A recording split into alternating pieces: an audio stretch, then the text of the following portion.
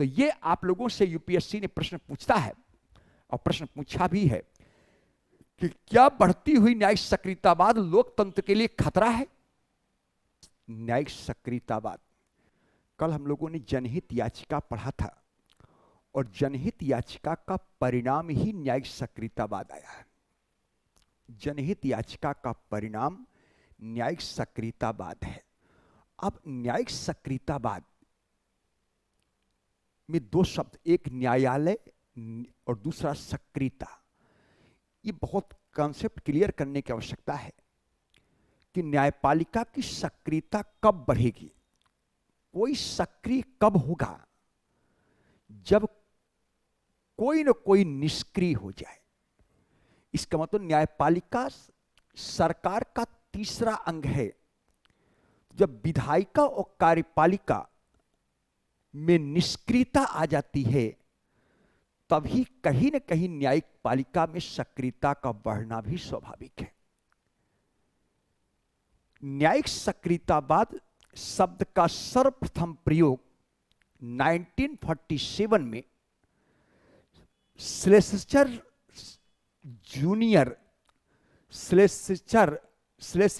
Junior द्वारा 1947 में किया गया। न्यायिक सक्रियतावाद शब्द का सर्वप्रथम प्रयोग 1947 में स्लेसिचर जूनियर के द्वारा तब किया गया जब अमेरिकी कांग्रेस द्वारा निर्मित कानून को समाचार पत्रों में प्रकाशित रिपोर्ट के आधार पर अमेरिकी फेडरल कोर्ट के द्वारा उसे असंवैधानिक और अवैध घोषित कर दिया गया।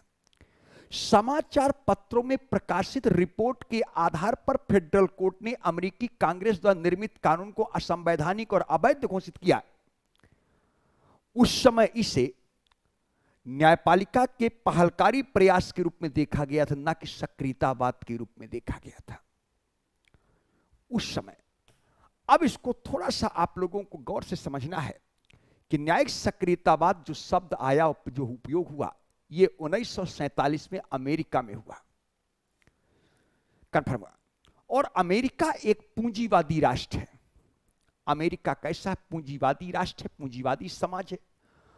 और जहां पूंजीवाद होता है वहां निजीकरण होता है और निजी का मूल उद्देश्य लाभ कमाना है। निजी प्रशासन का मूल उद्देश्य क्या है? लाभ कमाना है, धन अर्जन करना है। जब लोगों के पास पैसा होता है, लोगों के पास पैसा होता है तो लोगों में अपने अधिकारों के प्रति जागरूकता बढ़ती है। और जब लोगों में अपने अधिकारों पर जागरूकता बढ़ती है तो लोग अपने अधिकारों की मांग करता है। तो हमारे यहां भी अधिकारों का संरक्षक न्यायपालिका है, इसलिए न्यायपालिका का दरवाजा खटखटाता है, वहीं से न्यायिक सक्रियतावाद का जन्म होता है। इसलिए आप लोग को ध्यान रखना है कि भारत में भी न्यायिक सक्रियतावाद का जन्म, जो एक्चुअल न्यायिक सक्रियतावाद आया है, वो 1990 के दशक के बाद आया है। 1990 के दशक के बाद ही हमारे देश में एक्चुअल न्यायिक सक्रियतावाद आया है, क्योंकि 24 जुलाई 1991 को भारत में भी समाजवाद से पूंजीवाद को एडॉप्ट कर लिया गया और उदारीकरण, निजीकरण, वैश्वीकरण की प्रक्रिया को शुरुआत की गई। यह प्रक्रिया को देखा जा सकता है। तो लोगों में मुनाफा अर्जित करने की प्रवृत्ति हुआ, लोगों के पास पैसा आया, तो जब पैसा आया तो लोगों में अधिकारों के प्रति जागरूकता बढ़ी, तो अधिकारों की मांग किया, तो अधिकारों का संरक्षक न्यायपालिका है, इससे न्यायिक सक्रियतावाद बढ़ा। दूसरी बात, 1989 में हमारे यहां पहली बार, एक्चुअल पहली बार बोला जाए तो गठबंधन सरकार बनी। बीपी सिंह साहब देश के प्राइम मिनिस्टर बने, बीजेपी और वाम मोर्चा के सपोर्ट से। तो सरकार के दो अंग निष्क्रिय, तो तीसरा अंग सक्रिय होगा। जब जब गठबंधन सरकारें बनती हैं तो कार्यपालिका का मुख्य ध्यान अपने तख्ता पलट को बचाने पर होता है कि हमारा तख्ता चलता रहे 5 वर्ष। तो कार्यपालिका का मुख्य ध्यान तख्ता पलट को बचाने पर है और विधायिका अंतर विरोधों के कारण विधायी कार्य ठप रहेगा। विधायिका में अंतर विरोधों के कारण विधायी कार्य ठप, कार्यपालिका का मुख्य ध्यान अपने तख्ता पलट को बचाना है। तो जब सरकार के दो अंग निष्क्रिय, तो तीसरे अंग की सक्रियता का बढ़ना भी स्वाभाविक है। इसलिए हमारे देश में न्यायिक सक्रियतावाद बढ़ा। ये दूसरा कारण है कि 90 दशक में न्यायिक सक्रियतावाद का दूसरा कारण क्या है? गठबंधन सरकारें। गठबंधन सरकारों में देखा जाए तो आप लोग गठबंधन सरकारों का दौर आज भी हमारे यहां देख लीजिए। 2014 से लेकर 24 तक, यानी 2 टेन्योर में जो मोदी साहब ने काम किया, जो डिसीजन लिया, हार्ड डिसीजन लिया, क्विक डिसीजन लिया, 2024 के लोकसभा के चुनाव के बाद जो सरकार बनी है उसमें हार्ड डिसीजन और क्विक डिसीजन, त्वरित निर्णय नहीं लिया जा रहा है, क्योंकि कार्यपालिका का ध्यान तख्तापलट को बचाने पर है, क्योंकि गठबंधन की सरकार, सपोर्ट से सरकार चल रही है, और विधायिका अंतर विरोधों के कारण कई बार विधायी कार्य ठप्प दिखाई देता है आप लोगों को। तो जब सरकार के 2 अंग निष्क्रिय, तो तीसरे अंग का सक्रिय होना भी स्वाभाविक है।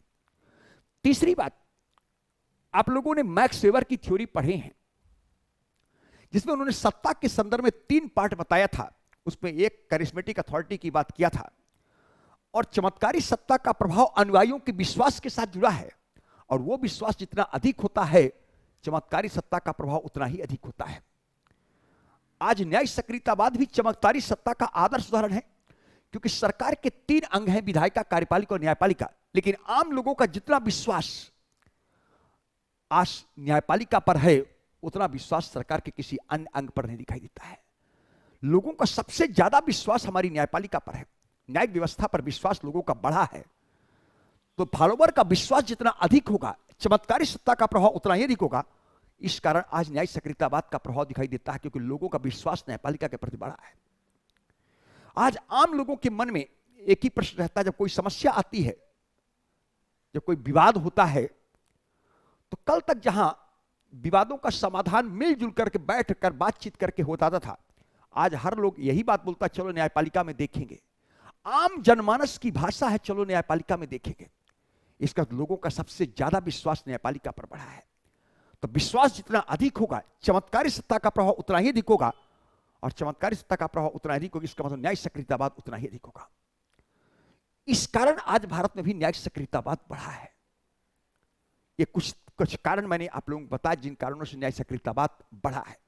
लेकिन अगर देखा जाए तो संविधान के द्वारा, चूंकि हमारे भारतीय संविधान में एक्चुअल सेपरेशन ऑफ पावर तो नहीं है, लेकिन क्वासी सेपरेशन ऑफ पावर कहा जा सकता है। क्वासी सेपरेशन ऑफ पावर कहा जा सकता है, क्योंकि एक्चुअल सेपरेशन ऑफ पावर वही होगा जहां प्रेसिडेंशियल सिस्टम है, और हमारे भारत में पार्लियामेंट्री सिस्टम है, इसलिए हमारे देश में क्वासी सेपरेशन ऑफ पावर तो कहा जा सकता है। तो जब सेपरेशन ऑफ पावर है, तो विधायिका का काम विधि निर्माण है, कार्यपालिका का काम विधि का क्रियान्वयन करना है, न्यायपालिका का काम विधि की व्याख्या करना है। न्यायपालिका का काम विधि की व्याख्या करना है, ना कि विधि का निर्माण करना है। न्यायपालिका का काम विधि की व्याख्या करना है, ना कि विधि का क्रियान्वयन करना है। लेकिन आज न्यायपालिका कई बार विधि का निर्माण का काम किया है। आज कई बार न्यायपालिका के द्वारा कार्यपालिका को क्रियान्वयन करने का देखरेख किया जाता है, क्रियान्वयन हुआ कि नहीं देखने का काम करता है। इस कारण आज न्यायपालिका का विधायिका के साथ और न्यायपालिका का कार्यपालिका के साथ टकराव दिखाई देता है। आज आप लोग देख रहे टकराव दिखाई देता है। टकराव क्यों है? क्योंकि सेपरेशन ऑफ पावर क्या कहता है कि विधायिका का काम विधि निर्माण है, न्यायपालिका का काम विधि का निर्माण करना नहीं है। न्यायपालिका का काम विधि की व्याख्या करना है, विधि निर्माण का काम हमारे यहां विधायिका को दिया गया है। लेकिन संविधान द्वारा न्यायपालिका को विधि की व्याख्या करने का अधिकार दिया गया, ना कि विधि का निर्माण का। न्यायिक सक्रियतावाद का जहां तक सवाल है, तो न्यायालय 2 परिस्थितियों में अपना सकती है। न्यायिक सक्रियतावाद का जहां तक सवाल है, तो न्यायपालिका 2 परिस्थितियों में अपना सकती है। कहीं कोई समस्या नहीं है, 2 परिस्थितियों में न्यायिक सक्रियतावाद को अपनाया जा सकता है। पहली बात, यदि विधायिका मौजूदा विधिक व्यवस्था से हटकर कोई विधि का निर्माण करे, यदि विधायिका मौजूदा विधिक व्यवस्था से हटकर कोई विधि का निर्माण करे या मौजूदा नीति के दायरे में वृद्धि करती है, तो न्यायपालिका को सक्रिय होना चाहिए।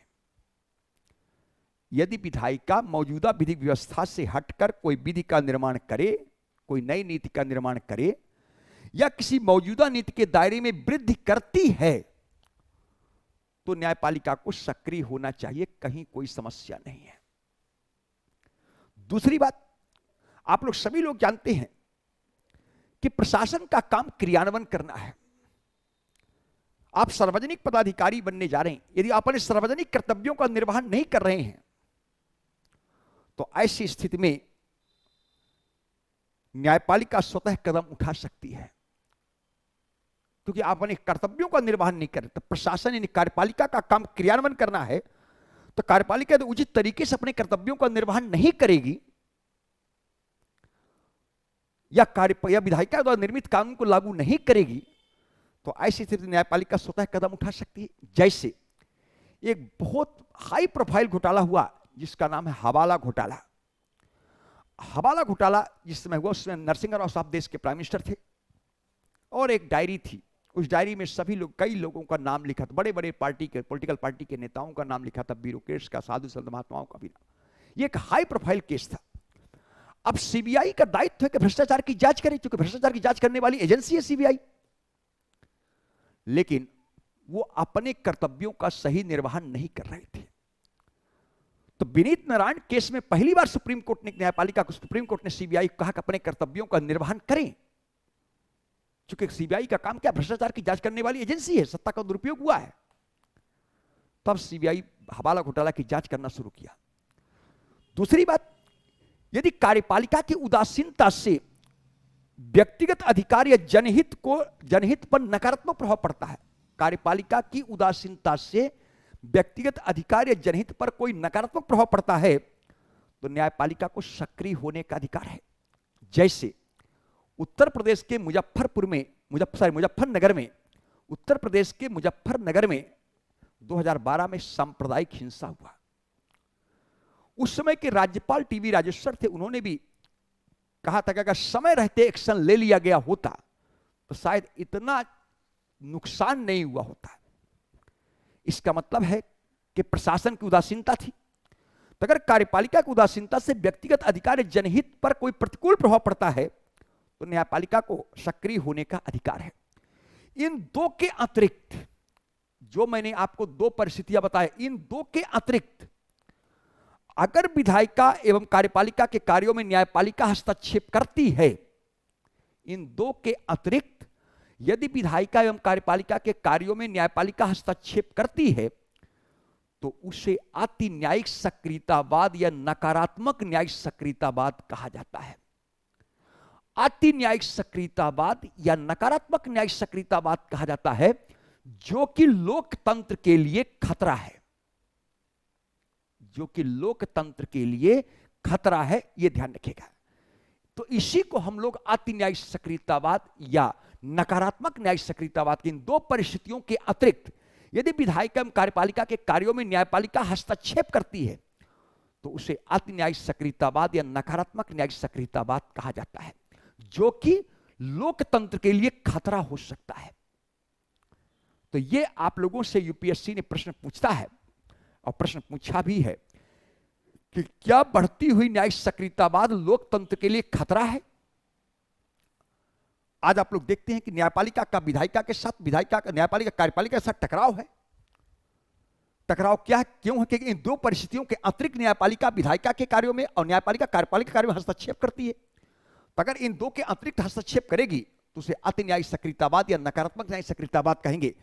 और अगर ऐसी दिखाई देता है तो उसे हम लोग बोलेंगे लोकतंत्र के लिए तो खतरा है।